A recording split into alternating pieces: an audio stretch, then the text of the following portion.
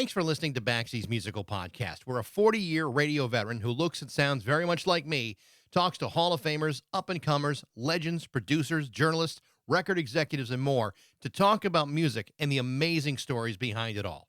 If you like what you hear today, be sure to subscribe to it, like it, rate it, follow it, share the hell out of it. You can also follow us on Instagram, TikTok, and Facebook for regular updates about upcoming guests.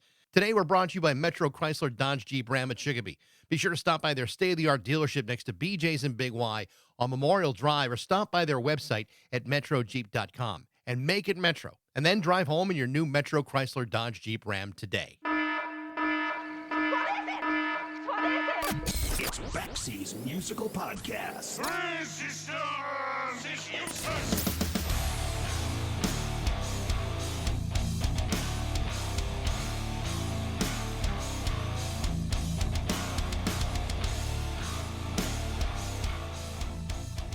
Here's an oversimplified question for you. How do you make a great sounding record? Well, I suppose you could start with writing a bunch of really great songs. Then you could perhaps coddle a few musicians together to play those songs. And then perhaps you could find a producer, a studio, and maybe an engineer to help you record those songs. Now, stop me if I'm getting too complicated here, because in my quest for oversimplification, there is one other way to get things done, and that is to be the guy who writes the songs, plays the songs, and be the guy who owns the studio. That way you can produce, record, and engineer everything for yourself. Not just in a DIY sort of way, but as a working professional, one who already has recorded a bunch of stuff for a lot of other people. And with that wealth of experience and know-how and talent, now it becomes your turn. Sounds pretty simple, right? Well, it's not. It takes a lot of work and loads of dedication to not only make your own record, it's an entirely different experience to make a good one, especially if it's your debut album, like the one that's just been released by producer Phil Galloni under the name Waverly Drive. After years of making records, demos, and other assorted projects at his Los Angeles-based studio, Vault of Sound, Phil has released a great new album called Decadence. And just so we're clear, it isn't just a pet project from a wannabe musician. Phil Galloni is a bona fide talent who has put together a very impressive debut after releasing a pair of EPs over the last couple of years, the result of which is a solid, dynamic alt-pop record that makes you think, oh, this guy produces and owns his own studio too? Well, Phil Galloni is that guy. And I was lucky enough to talk to him on the release date of that new album called Decadence. To talk about it is producer, studio owner, and multi-instrumentalist Phil Galloni from Waverly Drive on Baxie's Musical Podcast.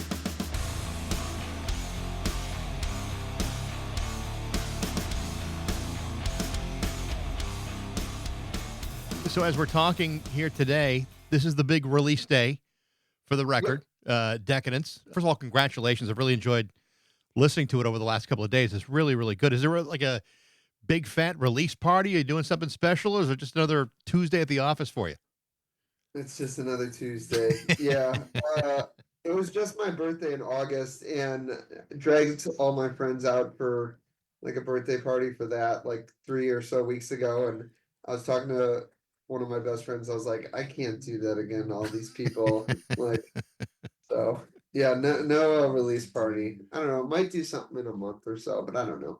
It's a lot to ask, a lot of cake. It's a lot of streamers, a lot of decorating. Yeah. You've released a fistful of EPs over the last couple of years, and they're all very, very good. But clearly, you know, this album stands apart from everything else you've ever put out there. How different did you approach putting Decadence together as a full-length record as opposed to the kind of approaches you've done with EPs and singles? So the EPs, so I guess if you just go back to the first EP, it was kind of during COVID, and I have a recording studio in LA, and mainly people would book it for like tracking recording, and that was not happening. So I had all these like half-baked songs that I had written that I never finished. And there were a couple that stood out that friends were like, oh, you should finish this. So the first EP I kind of just like finished to fill my time and decided to put it out, and played everything on it, even though I'm not like the best bass player, and there were no live drums on that either. So if you kind of fast forward, by the third EP out of the three, I started to have I'm still writing the songs, but I started having like a band was forming, and started having people come in to play on it. And so the kind of production process was a little more meticulous. By this album, it was kind of more that process more or less was more solidified. I'd write it, I'd lay down, usually like some electronic drums because I like the electronic and live drum mix. Some like synth bass, melodies, lyrics, arrange it, and then kind of bring in, my guitar player, bass player, do drums last, and then mix it. So the process has kind of been evolving throughout the EP. So I think it's kind of like a little more fine tuned now.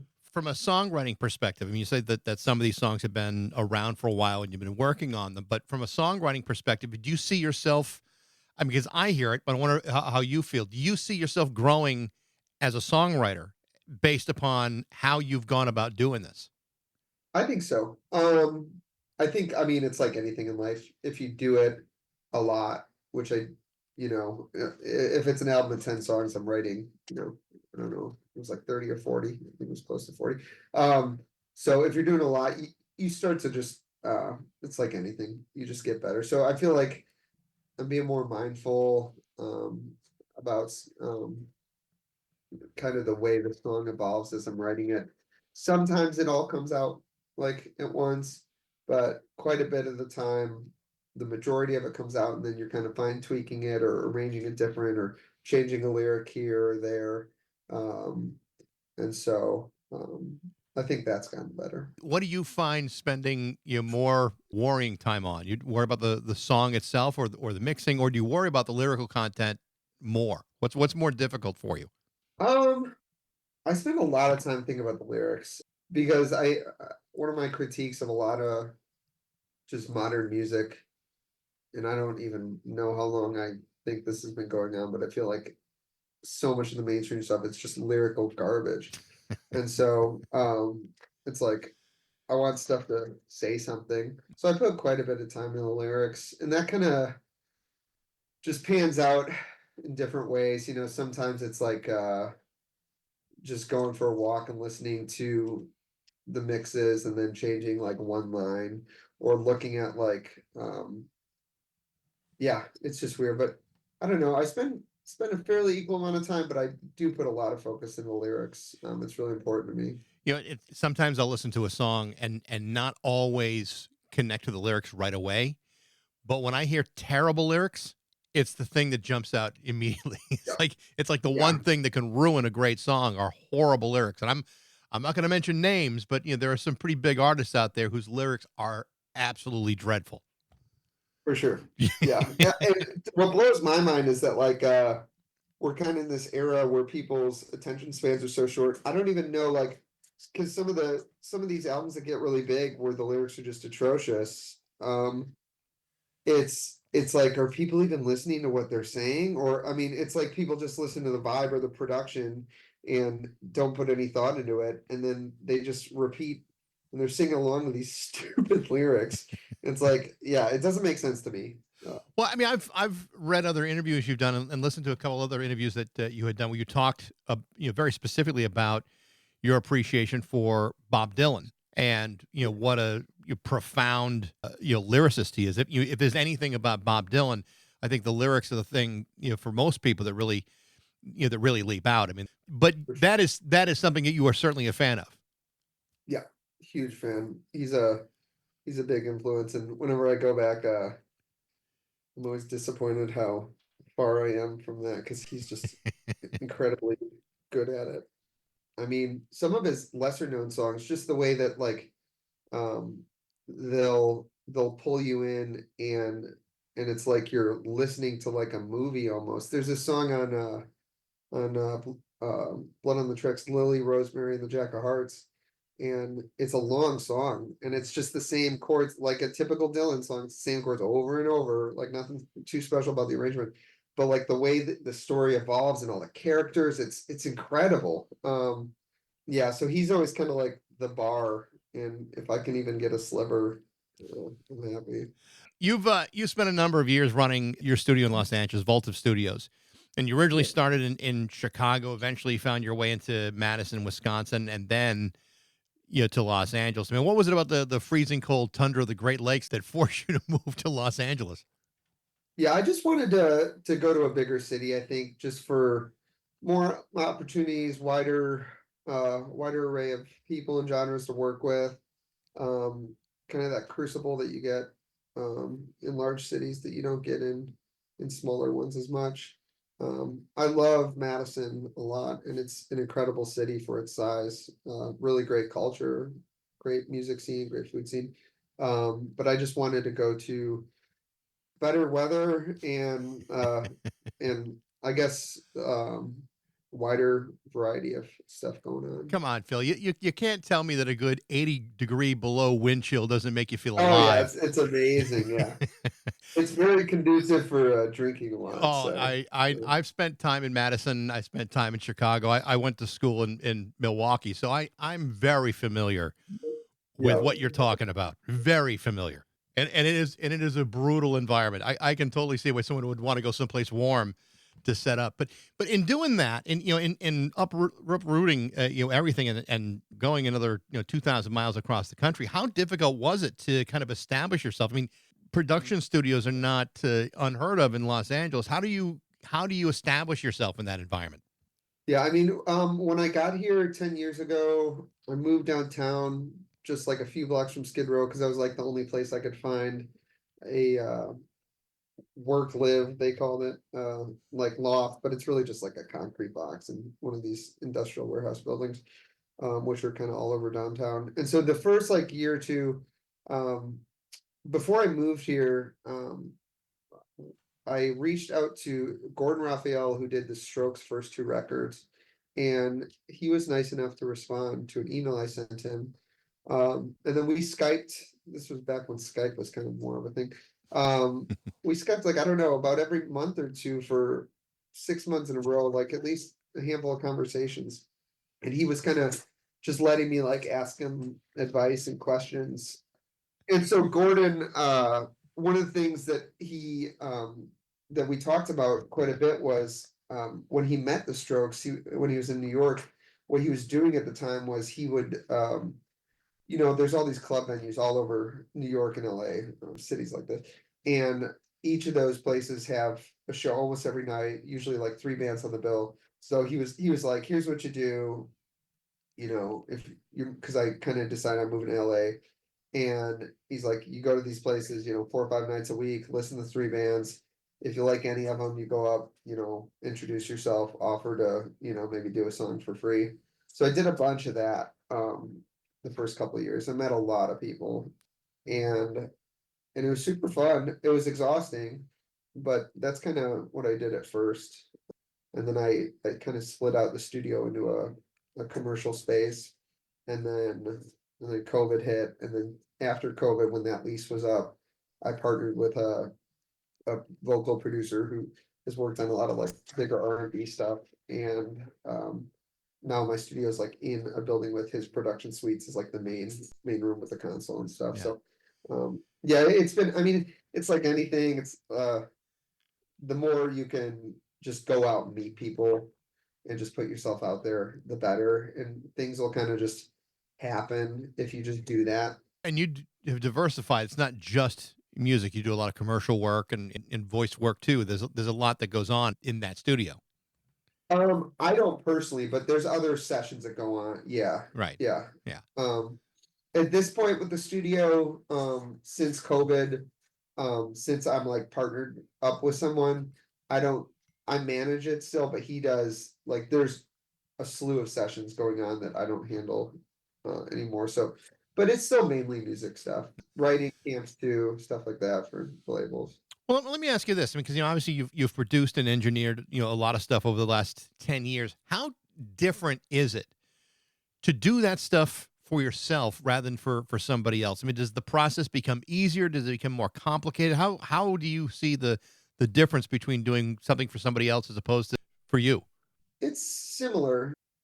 The weird thing is when you're doing with somebody else is the communication aspect of they have a vision in their head and a sound in their head of what they want like the end to be like. And some people are better at communicating that. some people have recorded a lot and have a better feel of like knowing how to get that sound, and then you're literally just a technician, and that's easy then there's other people that don't, and you're trying to like read their mind, and so then there's a lot of that, like trying to line up visions for the person you're recording, so that can be tricky, whereas when it's your own thing, you have, I have the vision in my head, Yeah. and it's like go, so it's a little more, I I guess that's a big because difference. because I've heard it described as almost like a double-edged sword in some ways. In some ways, it's easier when someone comes in and they do have an artistic vision, as opposed to doing it yourself, where everything is on you. And if there's ever something you're not clear on, it's not like you have a democratic process to resolve it. It's all on you. I mean, do you find that to be like a challenging? Do you feel like you get too close to some of this material to get it to where you need it to be? Yeah, I mean, with the EPs, I was a little more like lackadaisical and careless, where it's almost like the opposite of what you're describing was how I went, where it was almost like because it's me and I could just put it out and be like, what, whatever. So it was almost like not detail oriented enough, where like when you're being paid by somebody to do it, you're like on the ball.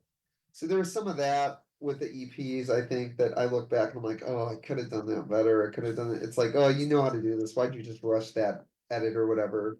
And I tried to kind of like be more focused on this album with some of those things. But yeah, it's definitely different. I mean, the nice thing about when it's your own project is what I think, like you talk about, like evolving as a songwriter and just evolving your process, is you kind of have an innate feeling where, like, if you're writing a song and if it's like coming out right and you're like in the thick of it, you keep working on it, but you kind of know if there's a song that's like maybe 50% or 75% done, half baked. And like if you're either hitting a wall or something, or it doesn't feel good or feel right anymore, you have a good feeling. The more you do it, you get a good feeling of like, okay, we got to put this on the shelf for a month. I'm just going to work on other stuff, or, you know, and then you go back to it. And sometimes you're like, well, that's just going to stay on the shelf forever. Sometimes you're like, oh, now boom, flash. I'm going to finish it. That happened with this record. There's a bunch of songs that I finished that aren't on the record. There's a bunch that are like half baked. Some of those I'll probably release later. A lot will just stay on the shelf. So it's kind of following your gut, your intuition is cliche saying, but it's so true. There's a lot of songs on the album that did make the album that do stand out. Obviously, the singles you released, "Lazy," "Decadence," "Roses on a Rainy Day." The ones that I really liked. I love the opening track, "Gates of Eden." I thought that was just a great vibe to that song. Tell me what you can about that particular song. Thanks so much. Yeah, Gates of Eden. That is a song that actually has guest guitar player Chris Valentine from Magic Wands on it, who's an incredible musician. And so that one I kind of chose as the opener. As we were talking about like the EPs, kind of how this is a little different, a little more mature lyrically, process wise, a little more detail oriented, a little more cohesive as an album. And so I kind of chose that to be the album opener because um, just to kind of set the tone for the album. Lyrically, it opens up with I never told you what I really thought, and now you got me standing guard at the gates of Eden where the stakes are high, and it's so hard to see your dreams at night. So it kind of like really set the tone for the album, where even though Waverly's kind of an alt pop project, but it's kind of like a more alternative song. Um, not on that really pop side as much. That was just felt like a really good opener. I agree. I mean, I think it was a really smart choice to open it that way, because I mean, there's a lot of textures going on, and I thought that was a really smart way to begin. It kind of opens the door for everything else. Thanks. Yeah. Appreciate it. The other one that's been kind of the earworm for me in the record is "Debutante in a Limousine." I haven't really been able to get that out of my head, and so thank you very much for that. That it's funny. That is the other one with Chris on. Chris played guitar on those two songs. So it's Chris's magic on both of them on the guitars. Um, that one, I really think I should have put out as a single because everyone keeps saying to me what you just said. So I'm gonna have to push that one more. That's I mean, so the album, when I wrote it, I didn't like seek out to make a concept record. But loosely, it kind of is where, I describe it as this world of decadence where, decadence is like moral and ethical decline due to, excess. And that's kind of a reference to the excess at the top, like the billionaires, the inequality in the world. And so in the context of the album, Debutante in the Limousine is kind of um, the theme of like just temptation, always kind of, especially in a city like LA. There were some producers and musicians I met early in LA, and one interesting thing they said about, because we'd have the conversation about choosing to move to LA or New York were the places I was considering. And a lot of people say like a city like New York, the elites and the excess is kind of like hidden. It kind of like it might drive by in a limo, or but it's not like LA where LA it's right out in front of It's you obvious, yeah. all the time. You'll have a poor neighborhood and you go a few blocks and it's like billionaire, like Bel Air, right? So Debutante in the Limousine is kind of like the temptation track. You get the choruses, you get me high, you get me high. But yeah, that one came out very fast. I wrote it all in just a couple hours at the studio and has that like driving synth bass, very like 80s inspired. Had the lyrics and everything laid out that day, and then basically sent it to Chris. And I thought I was gonna have to like mess with the arrangement a bunch because it was a pretty straightforward thing. But his guitar, which is kind of just like a shredding guitar that kind of melodically moves throughout it and weaves, was perfect. And so I didn't have to touch it too much after he sent me that back, other than mixing and a few little changes. So that one came out really fast. It's probably my favorite song on the entire record. I really Yeah. really like that one a lot. But it's interesting when you talk about whether or not this is really a concept record, and I don't see it as such. But when you talk about the themes, I've heard you kind of describe the class structure of things, and having described it as entering into a new gilded age, which is really interesting, and I think that kind of plays into what you're talking about. But it's also interesting that one of the singles that you released earlier in the year was the song Class, which I also really liked a lot. That did not make the record. Was there a reason for it? Was it a time restriction, or it didn't fit what you were trying to do?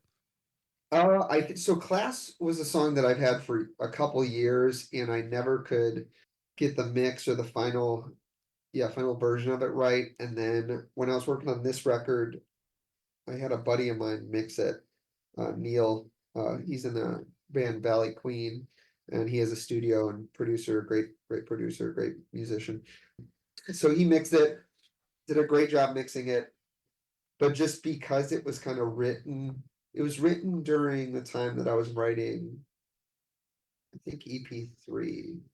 It was at least a couple years old by the time I released it this February of this year. Um, so yeah, it would have been like 2023 I wrote it or so.